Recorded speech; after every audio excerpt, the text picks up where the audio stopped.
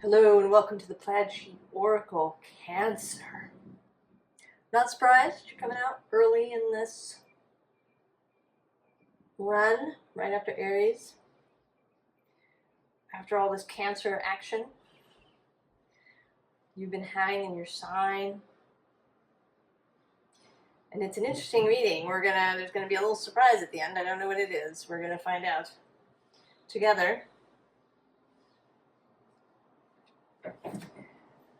We come out with this snake encircles the moon.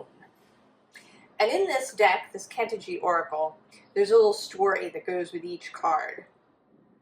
And in the case of the snake, he sends himself out there to encircle the moon, but then he comes back to Earth. And there's something about a return.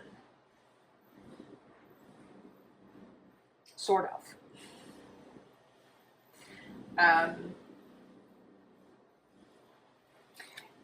He reaches for the moon, but it isn't really where he's meant to be as a snake.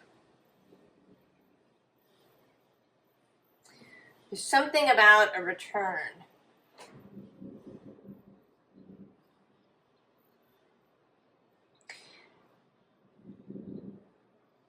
And there's something about this idea that we, as humans, we tend to really go far afield when we're searching for something. Terry Pratchett often talks about this in his books.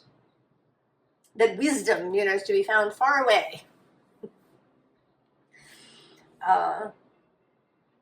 Rather than directly around you. So people go and they travel to the mountain to meet the hermit, or they travel far to other countries or to other cultures.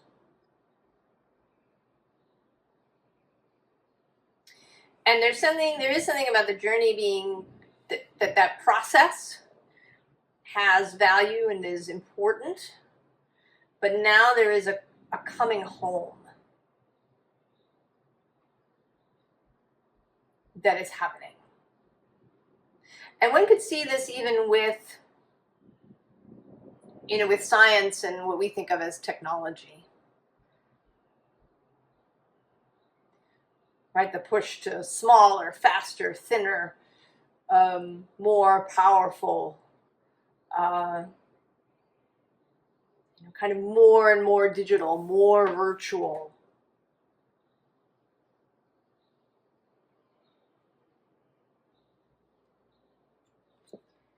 And there's every star as a doorknob. And it seems like we know this. This is the visible underlying, that we're always searching for something.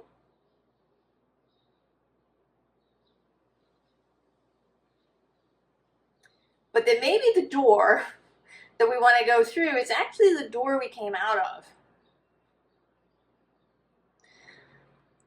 Right? We presume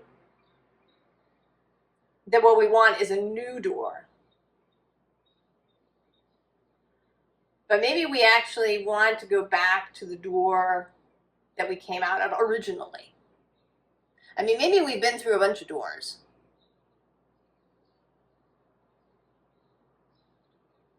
And the door that we really want to go back in now is the original door.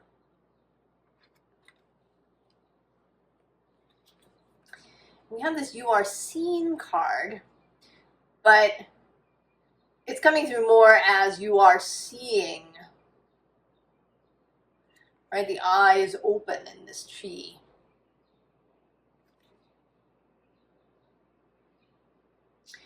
And that's interesting too, because you get these eyes that you see on trees when branches fall off. And they do that naturally, because as the tree gets taller, those lower branches end up in strong shade. And so having leaves there isn't really useful. The sun doesn't get there. So it's using a lot of resources to grow those leaves that the tree doesn't really need to use. So the branch falls off. But there's something There's something about going back to the original branches in some way.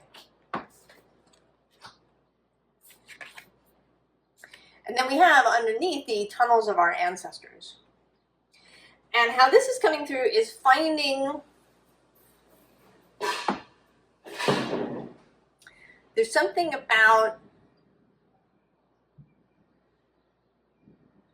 keeping what wants to be kept and releasing what doesn't need to be kept. There's a discernment. So it's like the two flip sides, the group of people who are all about the future, and it's only what's up ahead and progress and all of that. And then the other side that maybe is we must stick to what our ancestor did. We have to remain, only knowledge from the past is valid or correct or useful. And that there's something in between. And that the in-between space is where this door leads.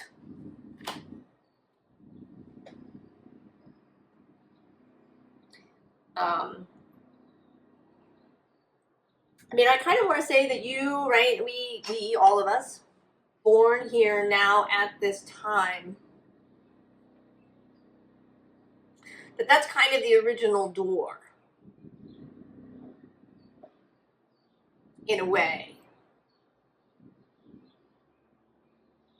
And that we're circling back around, and that it was, right, it's important in your life to go and have experiences.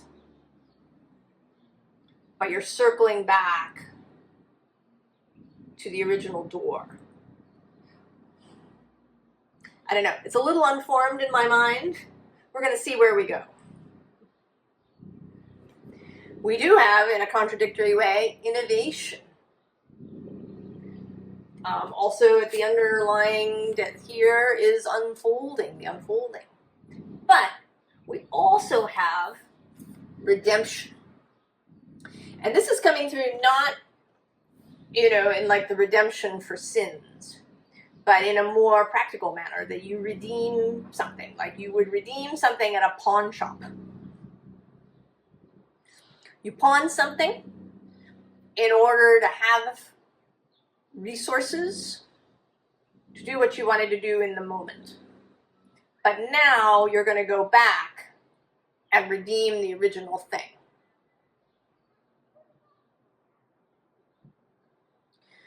So it's, or, maybe you didn't pawn it, maybe you put it in storage, right, at the left luggage office.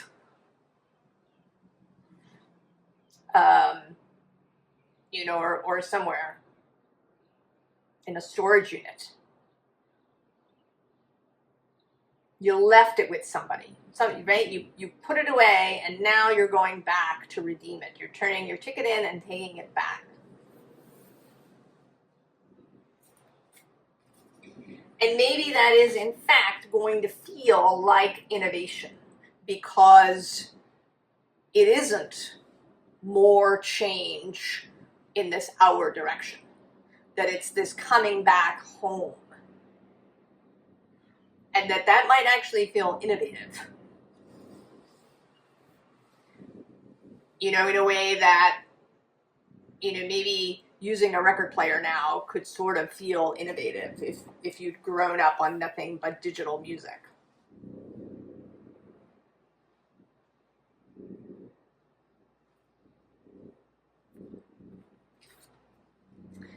We have dreams, and we also have this stagnation. And, this feels very much, that this, it's like you melted into your dream, and then it's solidified. So it is past time, or it is now the time, it's now, to come out of the dream. To come out of this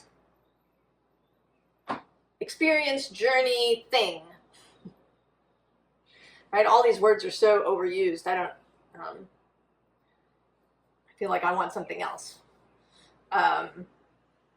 This process is finished.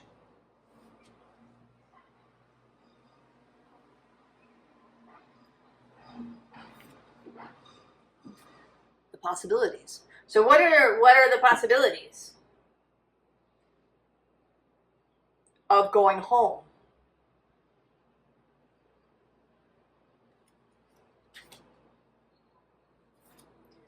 And we get sensuality. I mean, this is really feeling like a lot like this humanity's move towards the digital, the virtual.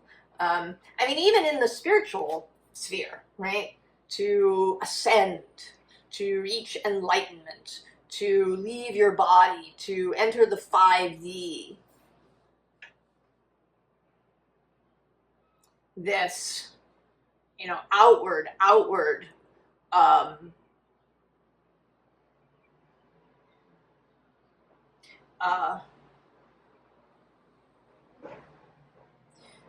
I saw a little thing pass by, about, I don't know, something wanting to destroy humanity or something. And I don't think that it's about destruction at all. I think it's about control, right? It's about eliminating the messiness. Right? All of the engine of empire is the engine of eliminating the messiness. Yesterday, I saw for the first time Guardians of the Galaxy 3. And you might not have seen it, I won't tell you anything really about it, but it's about the villain of the piece is searching for perfection. And he doesn't care what he has to do to get there. He'll use up anyone in order to get there.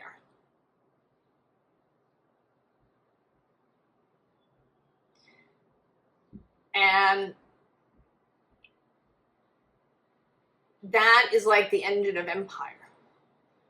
If we think about the British Empire, particularly in the Victorian era, this real concentration on control, that everybody was very buttoned down. Women wore corsets, men, you didn't take your jacket off in the presence of ladies. Or even, other people, right? To take your jacket off was to take a liberty.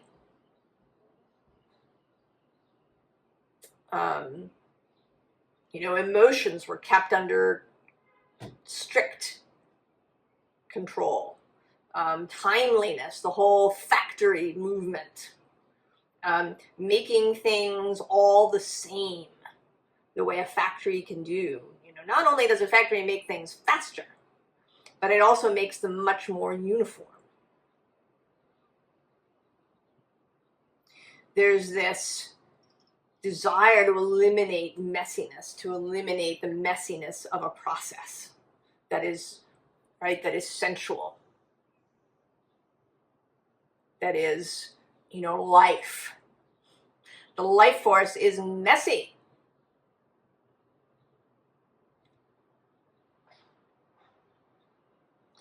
And we've been seeking to make things convenient, to make things sterile, to make things very even and flat. I mean, again, in the spiritual sphere, you want to be unfuckwithable, right? You want to have this kind of emotional experience, that's somehow seen as an ideal, right? That you're all love and light all the time, people dressing all in white, colors disappearing, AI scrubbing the edges off of things, erasing blemishes on skin, or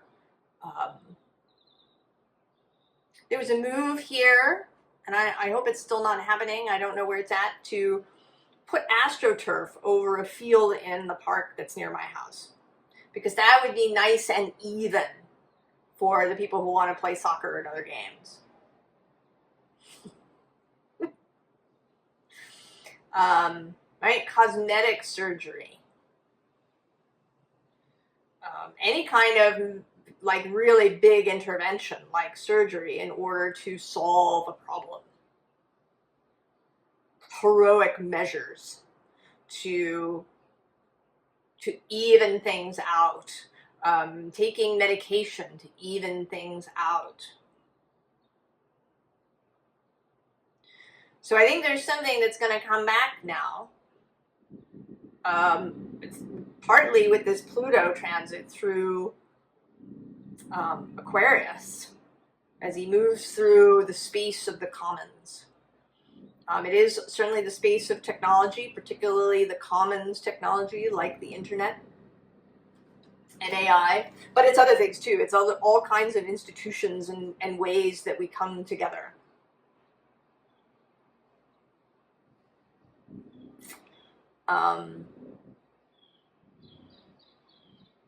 He moved through Leo during World War II and the post-World War II era, right? An era where there was a lot of chaos. And I think,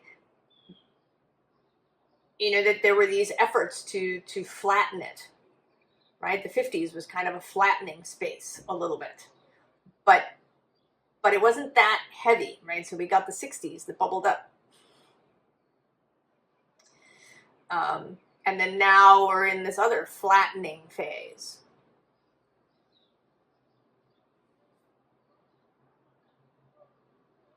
But then now, right, Pluto's come back to the other side.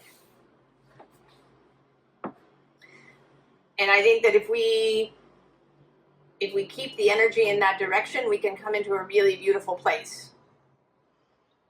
And that you, Cancer, are a big space where this is happening. And you may find it, I've gone on this big scale, but we can come back now to your individual life. Maybe there are ways in which you have been doing this in your life. Wanting your life to be as comfortable and smooth and digital, even convenient as possible. Maybe you wanted to remove the messiness. And there's different ways of doing this. I know people who ignore it. They just say, oh, I don't care. It doesn't have anything to do with me. None of it. I'm separate. I'm all over here, right? I know this is all, Source's plan, and I'm just going to go over here and be separate. And that's a strategy, for sure. But it doesn't, right? It doesn't really have any juice in it. You might as well not be here. And for other people, it might be, taking, making things really scheduled.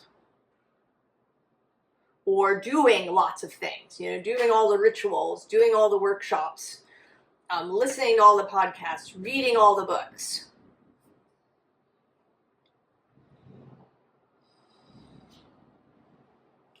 Eight of Swords energy, in fact. But right below the Eight of Swords is the Tower. You can't hide it by not looking at it. There is change coming. And the question for you is, what change do you want to see in your own life? I mean, forget the rest of the world. We can talk about just your own life. What is it that you want to see? Below the Tower is this King of Swords, and also actually this Four of Pentacles. And these both feel today very much like more, right? This Tower is sitting among all these energies of control.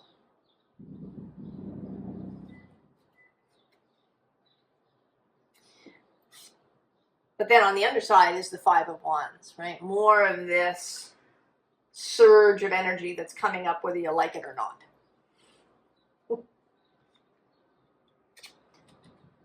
All right, here you are, the Hermit. Now, whether you've been hermiting for real, actually really being mostly alone, or whether this is kind of a just a mental hermiting where maybe you see lots of people all the time, but you don't participate. Six of Wands is coming for you.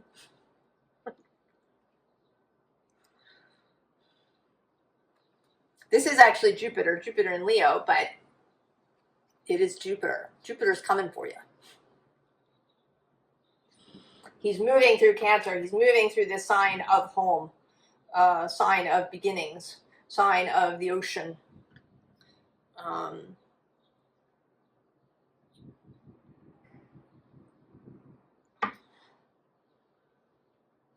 So I don't think that this strategy, whichever one you've chosen,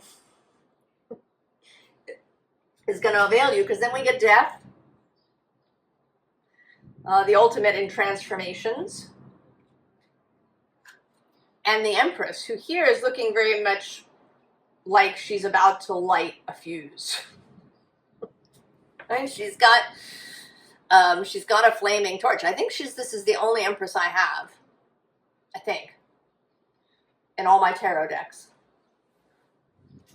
who has a flaming torch.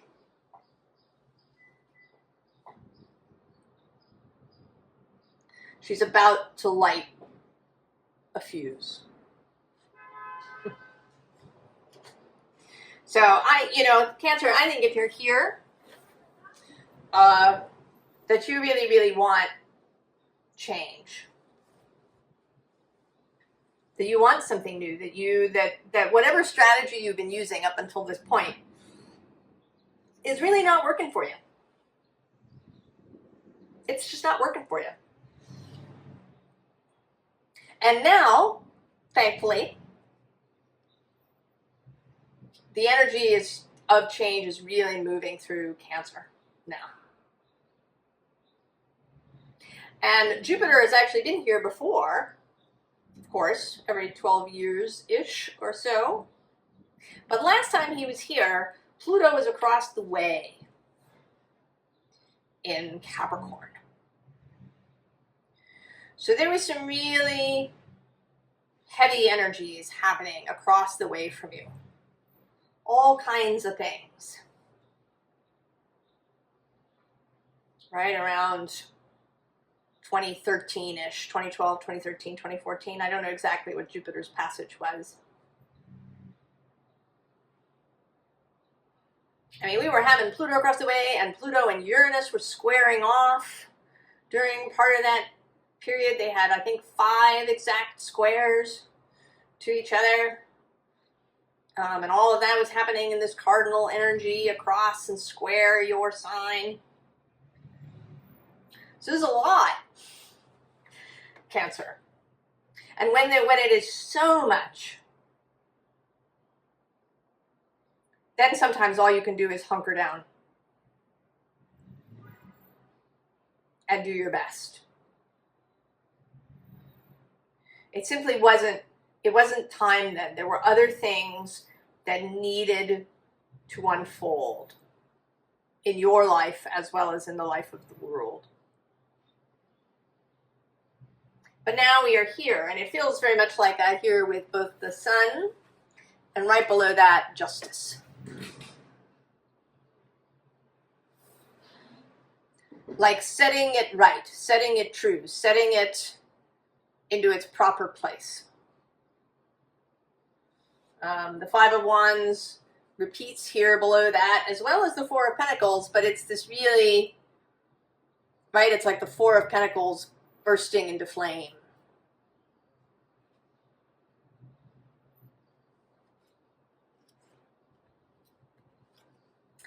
And then at the bottom, we have this really lovely Herald, Page of Pentacles. This student energy. Because even though we're going home, we haven't been there in a really long time. We've been doing other things. So there's going to be a need to practice, to learn, to relearn, to come back to home.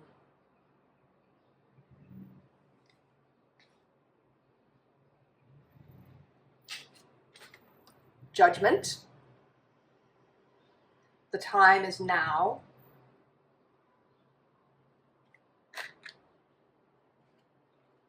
The Eight of Swords. You won't be able to remain here. And in fact, here, here the body looks sort of relaxed. Here, there's a kind of, it seems like she is pushing against the ties that bind her. There's a sense of an active energy.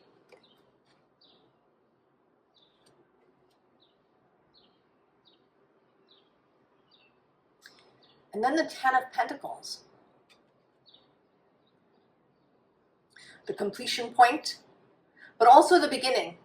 The moon here is a crescent, the waxing moon. We are in a waxing crescent now, today. The day after the new moon.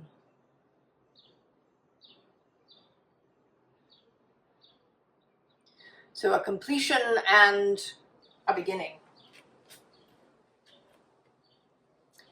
And then the Knight of Cups.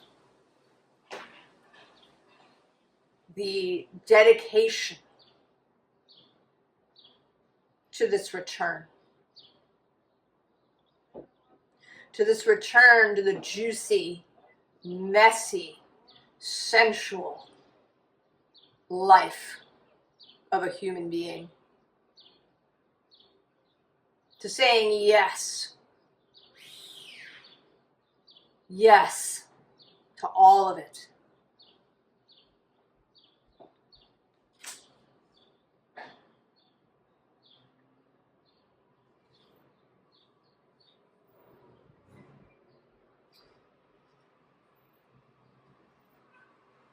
Harmony. And she's reaching here for the butterfly.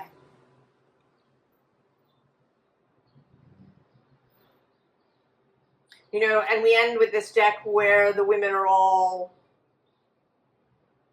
dressed in flowers.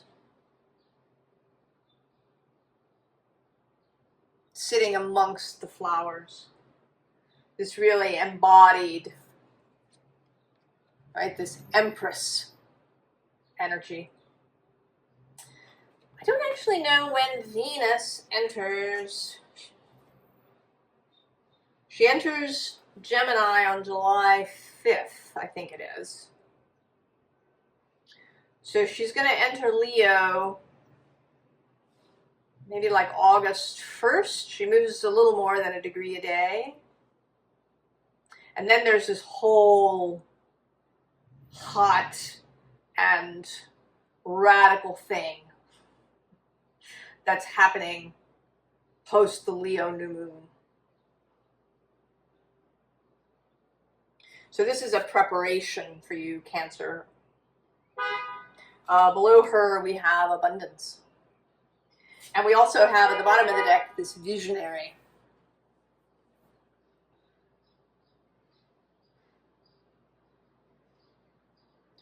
To be, what does it mean to be visionary? Does it always mean that it's bigger, faster, newer?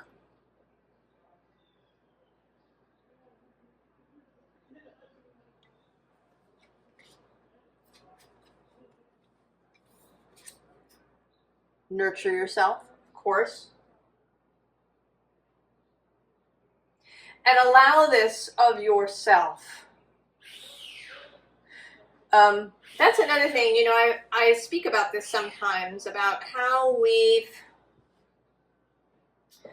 commodified things, we've given things, we've turned things into work, into something that maybe you should be receiving a salary for. right? We talk about emotional labor, particularly for women, that they're doing all this emotional labor. You know, that children are work, that, you know, that maybe women should be paid for the work they do in the home. And while I get it, I really do. I understand the reasons that underlie this, including a desire for those things to have value. And the one way we know how to assign value is with money.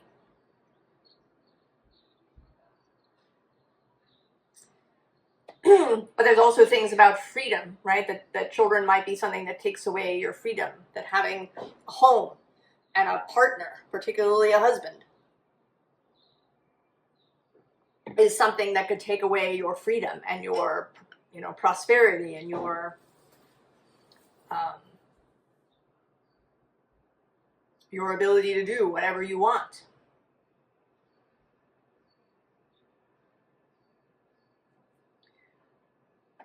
But I think that in doing this, we have demeaned and commodified these aspects of human life, right? Of children, of partnership, of home, of having this all be one whole thing. That it's not about separate segments, it's all your life.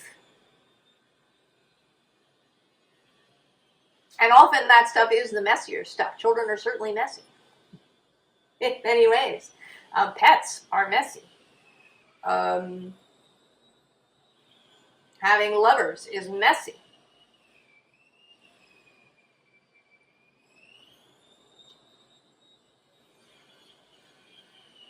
And we wanted ways to control these things. But I think it's not working out. And we needed to see that it's not working out.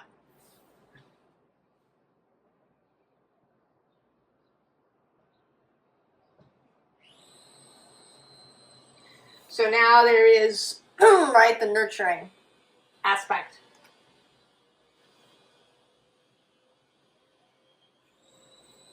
Of Cancer.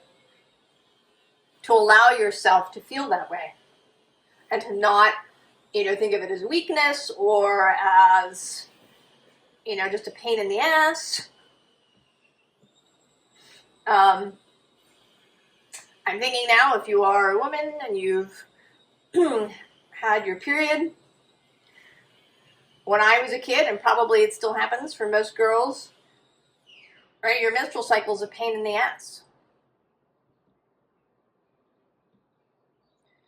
You know, you're looking for ways to make it as unnoticeable as possible.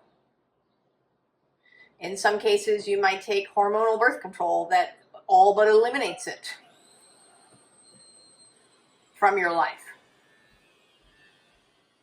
And for sure, that's more convenient, I know. But there's a real loss. There's a tremendous loss. But if nobody teaches you, you don't know.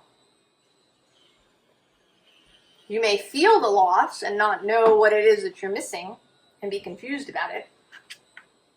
And I suspect that there are things in the male sphere that are like this too. Things that have to do with the body.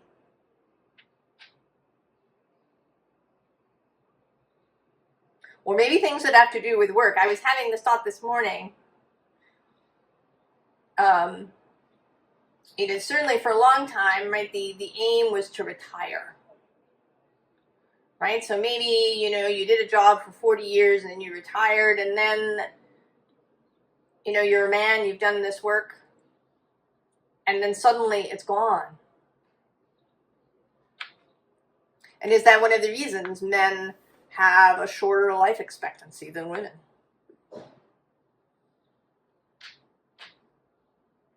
Because that purpose, that doing, is lost.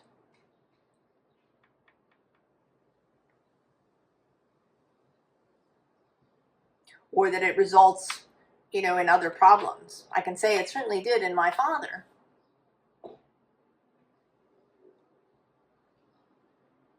Who retired early and then didn't, you know, kind of didn't have another direction. And although he lived quite a long time after that, it was, right, the living was filled with lots of issues in his body.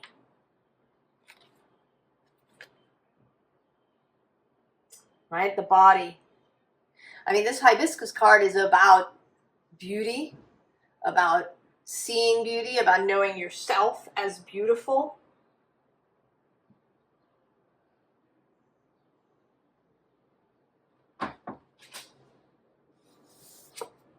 And then sense of wonder too. Right, we've lost a lot of that too. We're all jaded. Oh, it's just CGI.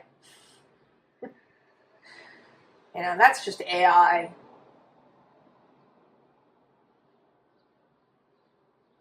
Right, we've explained everything. There's, you know, no wonder.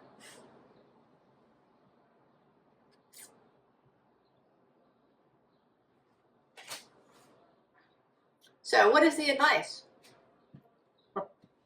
Well, we have fear.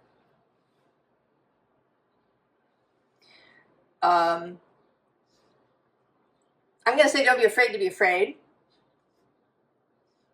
Be willing to feel fear, but not get caught up in it.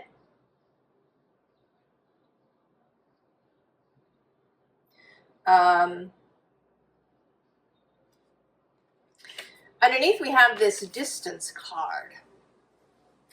And this is feeling more like seeing, right? Seeing this sunrise.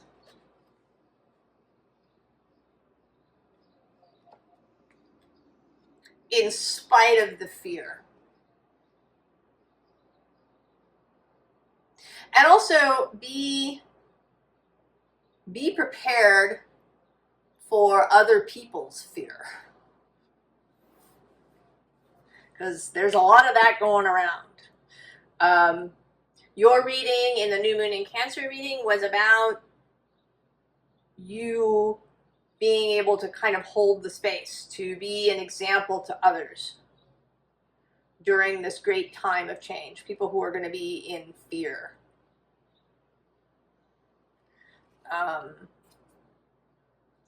There's this waterproof card underneath, but under that is this luck card.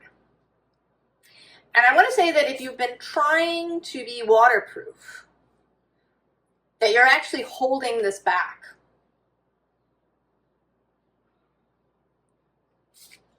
If you've been trying to eliminate fear by being waterproof, by doing all the workshops, by meditating so much, right, so that you can have this absolutely calm mind.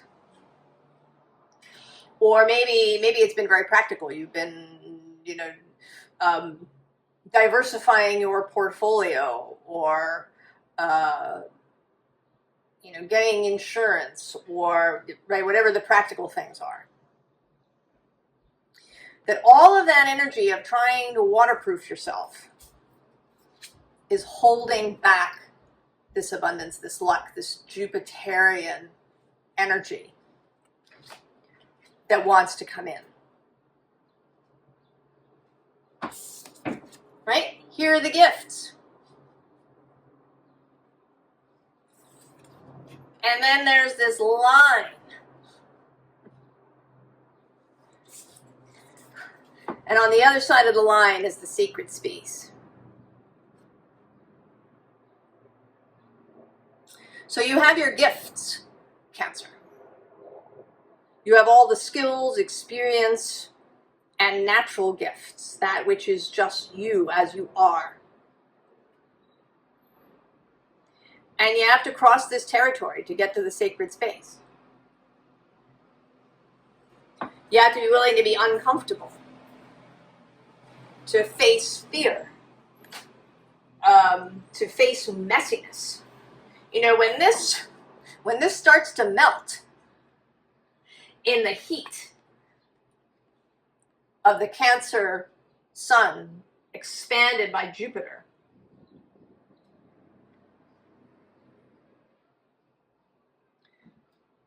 right? It's going to be a little messy.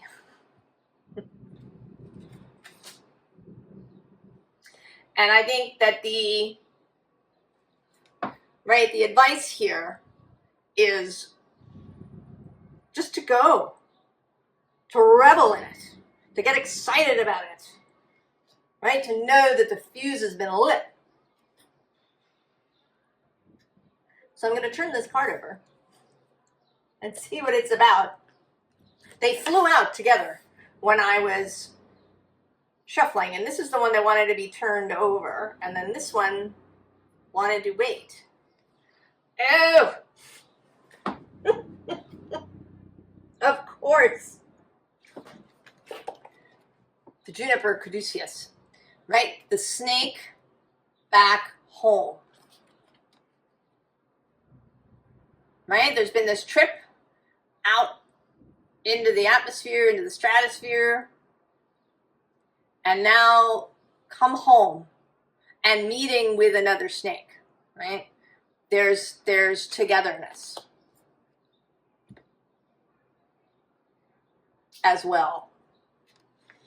Relationship, which is certainly Cancer. Cancer is about that, about emotion, about relating to one another. In my mind of the water, Cancer is the well, the healing well, where people can go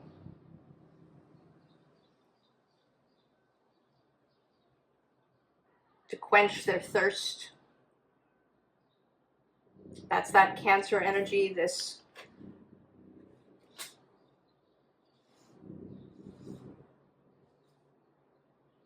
right? It's an abundant energy.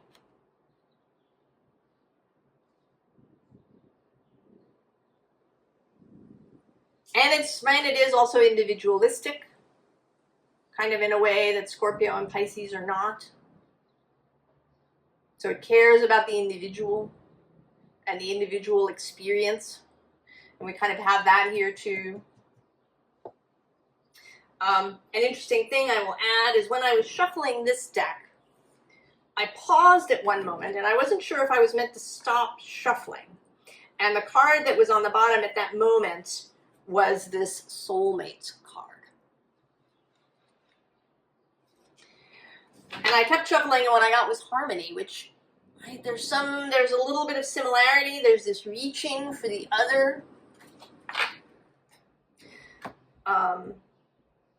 Right, there's also reaching and coming to know your own soul and your own human spirit. Cancer. It's so beautiful. And I hope that you are excited. I hope that you'll brave the fear, that you'll brave the crossing.